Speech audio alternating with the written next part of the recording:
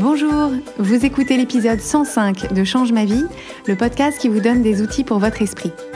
Je suis Clotilde Dussoulier, auteure, coach de vie certifiée et exploratrice de ma vie intérieure, et je partage ici les découvertes qui ont changé ma vie. Change ma vie est un podcast publié tous les jeudis et vous retrouverez les éléments et les ressources dont je parle sur le site changemavie.com. Abonnez-vous au podcast sur la plateforme de votre choix pour être notifié des nouveaux épisodes chaque semaine. Si vous aimez ce podcast, la meilleure façon de le soutenir est de laisser un avis 5 étoiles sur Apple Podcast ou sur la plateforme que vous préférez. Ça permettra à d'autres de le découvrir plus facilement. Cette semaine, je voudrais remercier Vavi la licorne qui a écrit « Qui aurait cru que le bonheur était simple comme un podcast ?» Je suis tombée avec délice dans la marmite Change ma vie il y a tout juste un mois, et bien que la potion préparée par Clotilde n'ait rien de magique, ses effets, eux, n'en sont pas moins fabuleux.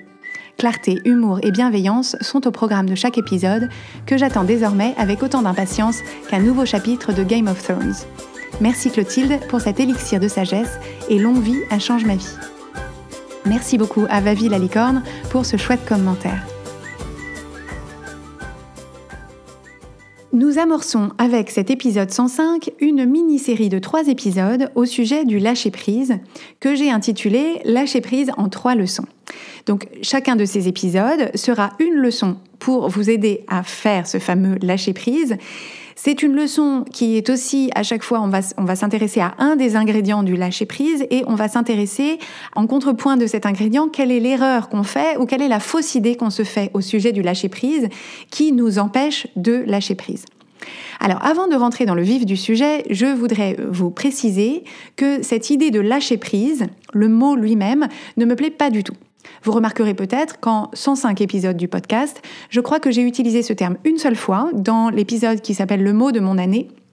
Et je vous disais déjà à l'époque que c'était un mot que je n'aimais pas utiliser et que je n'utilisais pas du tout dans ma pratique personnelle de l'exploration de ma vie intérieure.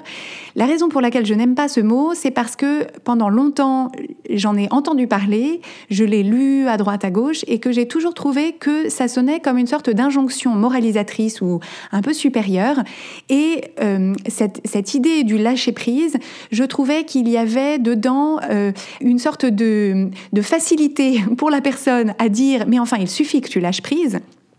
et que ça a exactement la même efficacité de dire à quelqu'un qui n'arrive pas à lâcher prise « mais il suffit que tu lâches prise », ça a exactement la même efficacité que de dire « calme-toi » à quelqu'un qui est énervé ou que de dire « n'aie pas peur » à quelqu'un qui a peur. Si on n'explique pas à la personne comment se calmer, comment ne pas avoir peur et comment lâcher prise, ça ne sert absolument à rien. Et en tout cas, moi personnellement, peut-être qu'on m'avait expliqué comment lâcher prise, mais je n'avais jamais vraiment compris. Et c'est uniquement en découvrant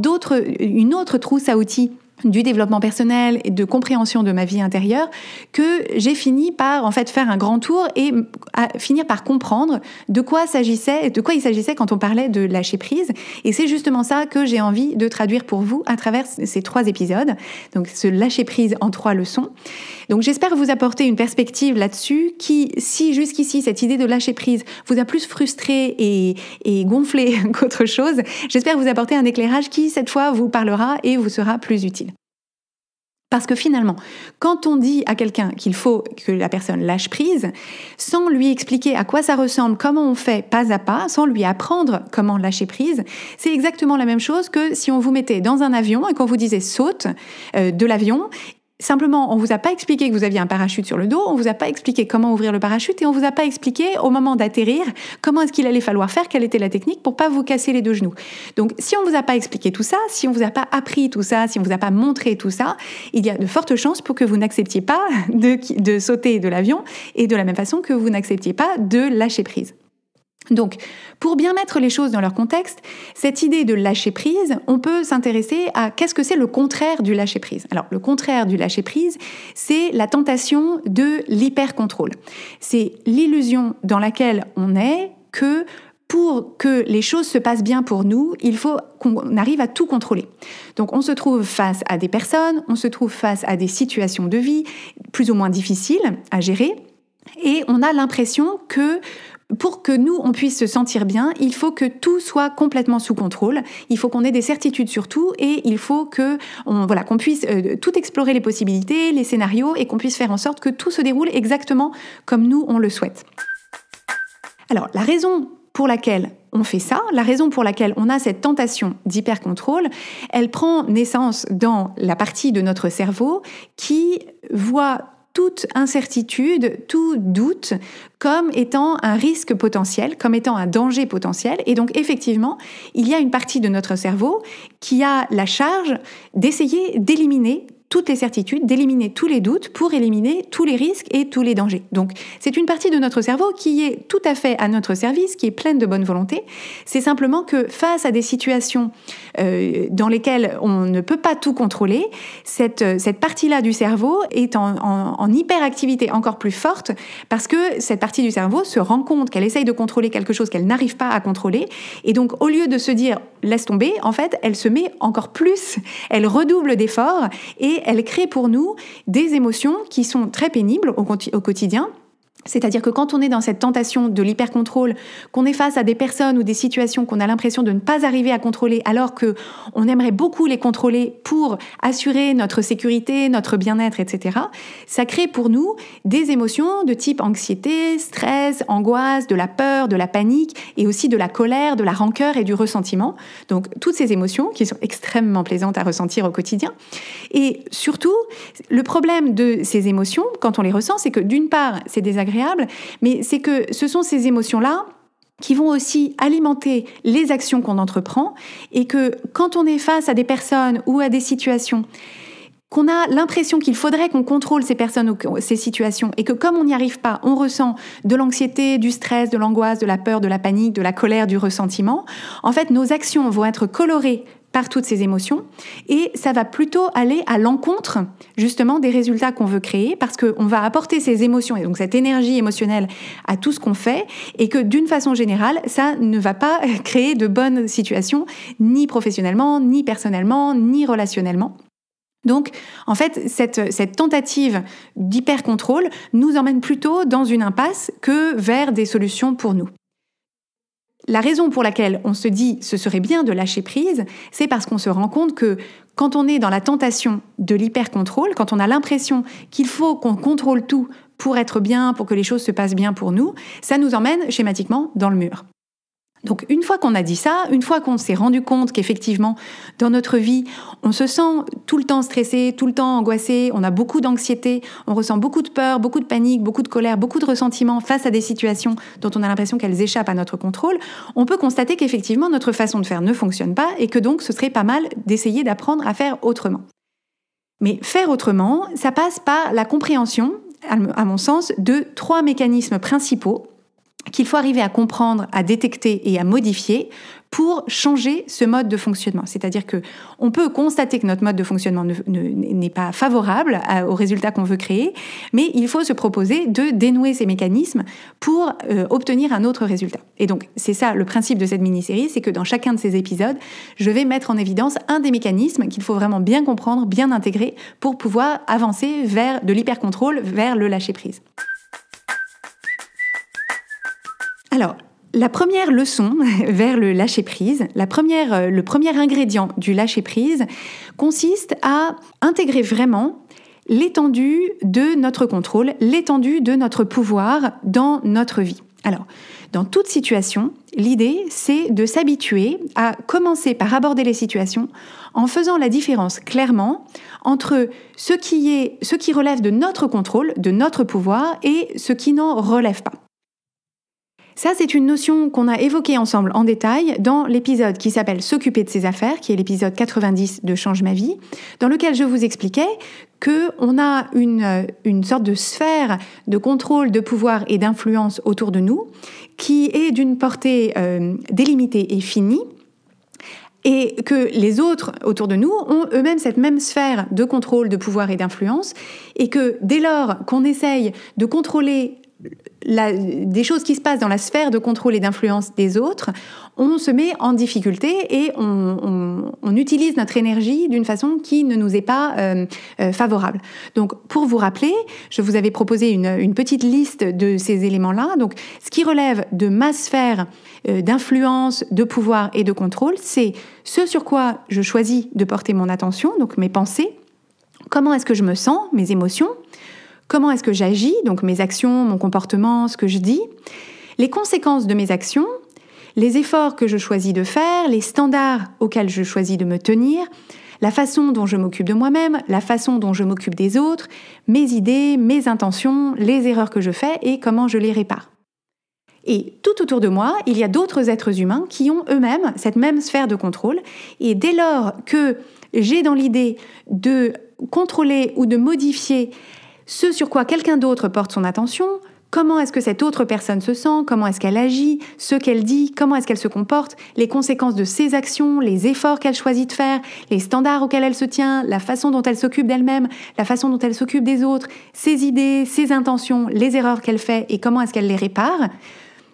on peut avoir une sorte de voyant rouge qui s'allume dans notre tête, qui dit « Attention, tu fais fausse route, tu es en train d'essayer de contrôler quelque chose qui est en dehors de ton contrôle, qui t'échappe complètement, et donc fais marche arrière et regarde plutôt dans ta propre sphère de contrôle. Qu'est-ce que tu peux faire, ta propre sphère de contrôle, de pouvoir et d'influence? Qu'est-ce que tu peux faire à l'intérieur de cette sphère pour essayer de faire avancer la situation, de faire évoluer la situation d'une façon qui te correspond, qui te satisfait et qui ressemble le plus à la situation idéale que tu aimerais vivre? Un exemple qu'on peut prendre à ce sujet, c'est si on a un enfant et que cet enfant est en âge d'aller à l'école ou au collège ou au lycée et que donc on commence à rentrer dans des problématiques de travail scolaire, de notes, d'évaluation, de préparation de l'avenir de l'enfant. Et donc ça, pour un parent ou pour un tuteur ou quelqu'un qui s'occupe d'un enfant, qui en a la responsabilité, c'est assez fréquent qu'on se retrouve dans une situation de difficulté parce que nous, on se fait une idée très claire de la situation qu'on aimerait vivre, à savoir, généralement, on voudrait avoir un enfant brillant, qui a des facilités, des bonnes notes et pour qui toutes les voies, toutes les possibilités d'avenir sont ouvertes et c'est merveilleux et on a l'assurance que notre enfant sera heureux tout le temps et que donc nous aussi. Donc ça, c'est notre scénario idéal. Et puis, en deçà de ce scénario idéal, il y a des niveaux de gris. Donc, il y a la possibilité que l'enfant ait des difficultés, qu'il ait des difficultés d'apprentissage, de compréhension, de discipline, de motivation, de concentration, etc. Donc l'enfant peut rencontrer des difficultés de plein de natures différentes et face à ça, étant le parent ou la personne qui a la responsabilité de cet enfant et qui se sent investi de son avenir, en fait, on peut créer pour nous-mêmes des situations très compliquées dans lesquelles on se dit, en fait, il faut que j'arrive à faire en sorte que mon enfant soit un bon élève, qu'il fasse des bons choix, qu'il ait que les meilleurs profs du collège, que les profs du collège comprennent très bien quels sont ses besoins, etc.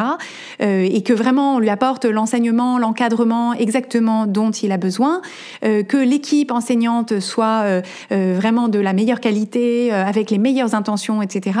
On voudrait que l'enfant soit sérieux, qu'il soit automotivé, qu'il soit brillant, qu'il comprenne bien, mais que quand il ne comprend pas, qu'il s'accroche, qu'il voit la valeur de l'effort, etc. Donc ça, c'est tout ce qu'on veut créer. Et en fait, le problème, c'est que dès que les éléments, les personnes, donc l'enfant ou l'équipe enseignante ne correspondent pas à cette idée qu'on se fait de la situation idéale, en fait, on reste bloqué dans cette idée que c'est à nous de faire en sorte que l'enfant soit différent de qui il est, que les enseignants soient différents de qui ils sont, que le système soit différent de qui il est. Et en fait, c'est à ce moment-là qu'on se retrouve en butte avec une vraie sensation d'impuissance, de colère, d'angoisse et de stress parce qu'on est en train de porter notre attention sur précisément ce qui échappe à notre contrôle. Tout l'enjeu à ce moment-là, c'est de commencer par prendre conscience qu'on est en train d'essayer de contrôler des choses qui sont à notre niveau, incontrôlable en l'état, c'est-à-dire que je ne peux pas, là, comme ça, appuyer sur un bouton et faire en sorte que mon enfant soit différent, ou que les enseignants soient différents, ou que le système soit différent. Par contre, j'ai, moi, une sphère d'influence qui est réelle et qui est la sphère d'influence dans laquelle mon attention et mon énergie seront les mieux investies, à savoir quel est le parent que j'ai envie d'être pour cet enfant. Donc qu'est-ce que je choisis de penser de lui? Sur quoi est-ce que j'ai envie de porter mon attention au sujet de son travail scolaire, de l'enfant qu'il est, de ses possibilités, de ses capacités, de ses résultats passés, de son potentiel futur? Donc qu'est-ce que je choisis de penser de mon enfant? comment est-ce que je me sens quand j'aborde la relation, comment est-ce que j'agis ou est-ce que je réagis, comment est-ce que je lui parle, quels sont les choix que je fais en tant que parent pour poser un cadre, pour expliquer les choses, pour poser des limites. Donc, quel est le parent que je choisis d'être pour cet enfant? Et par ailleurs, quel est le parent d'élève que je choisis d'être vis-à-vis de l'équipe enseignante, vis-à-vis du système, etc. Et donc, ça correspond en pratique. Qu'est-ce que je choisis d'apporter à un rendez-vous avec le proviseur, avec le prof de maths, est-ce que je m'investis dans les associations de parents d'élèves, etc. pour faire changer le système si j'estime qu'il est défectueux ou qu'il est pas optimal. Donc en fait, c'est vraiment l'idée de se dire, cette première leçon du lâcher-prise, c'est d'essayer de faire un pas de recul et de vraiment bien voir se dessiner le paysage pour pouvoir bien comprendre tous les endroits où je suis en train d'investir mon énergie émotionnelle et mon temps mental sur des choses qui ne sont pas directement sous mon contrôle. Et donc, par quel biais est-ce que je peux passer à travers ma sphère d'influence pour faire changer la situation d'une façon qui va m'être favorable par rapport aux résultats que je veux créer. Et donc, ça consiste à porter notre attention sur ce qui est dans notre contrôle et développer en même temps notre confiance dans le fait que les choses ne vont pas se passer exactement comme on en a envie, mais qu'on sera toujours dans notre propre équipe à essayer toujours de faire du mieux qu'on peut avec la portée de notre influence, de notre pouvoir, de notre contrôle, de nos compétences, de notre pouvoir de persuasion, pour pouvoir faire avancer la situation de la meilleure des façons pour nous, en se félicitant toujours des moyens qu'on a mis en place et en ne jugeant pas notre compétence de parent ou notre compétence de parent d'élève au résultat de est-ce que mon fils est devenu l'élève modèle ou est-ce que j'ai fait changer tout le système de l'éducation nationale. Pour résumer, l'erreur qu'on fait quand on réfléchit à cette idée de lâcher prise, l'erreur qu'on fait, c'est de croire qu'on peut contrôler tout un tas de choses qui ne sont pas sous notre contrôle. Mais l'erreur qu'on fait aussi quand on refuse de lâcher prise, c'est de penser que si on cesse de vouloir contrôler ces choses, alors on abdique notre possibilité de l'influencer. Et donc ça consiste vraiment à se dire, je ne peux pas intervenir directement sur ces choses qui ne sont pas dans mon contrôle, mais qu'est-ce qui est de mon contrôle qui va me permettre de faire avancer la situation dans le sens qui me plaît. Donc voilà l'étendue de ce premier ingrédient du lâcher-prise, donc intégrer l'étendue de notre contrôle et de notre pouvoir pour pouvoir porter toute notre attention et toute notre énergie sur ce qui est dans notre contrôle et dans notre pouvoir et le faire systématiquement parce qu'à chaque nouvelle situation de difficulté, on va retomber dans le piège d'essayer de contrôler des choses qui sont en dehors de notre contrôle. Il va falloir faire cet exercice beaucoup et souvent pour vraiment l'intégrer, mais c'est le premier ingrédient, la première leçon du lâcher-prise que je voulais vous proposer dans cette mini-série et je vous donne rendez-vous la semaine prochaine pour la deuxième leçon. Donc, le lâcher-prise en 3 leçons, ce sera la deuxième leçon, le deuxième ingrédient et la deuxième erreur qu'on fait qui nous empêche d'atteindre cette idée de lâcher-prise. Si vous aimez Change ma vie, vous allez adorer Change ma vie mode d'emploi. Change ma vie mode d'emploi, c'est le programme de coaching qui va vous donner des ailes pour atteindre tous vos objectifs de vie. Grâce à notre méthodologie unique, nous allons vous guider pas à pas pour développer la vision riche et vivante de ce que vous voulez. Nous allons vous aider à trouver la clarté sur la façon la plus simple et la plus directe de l'obtenir et nous allons vous apprendre à soutenir votre élan tout du long en surmontant les obstacles avec confiance pour vous sentir avancer tous les jours vers la vie à laquelle vous aspirez. Si vous écoutez Change ma vie, c'est que vous savez que vous avez une vie extraordinaire à vivre. Une vie qui a du sens et un impact, et c'est notre mission et notre passion de vous y aider. Je vous donne donc rendez-vous dès aujourd'hui sur changemavie.com/coaching pour avoir toutes les informations.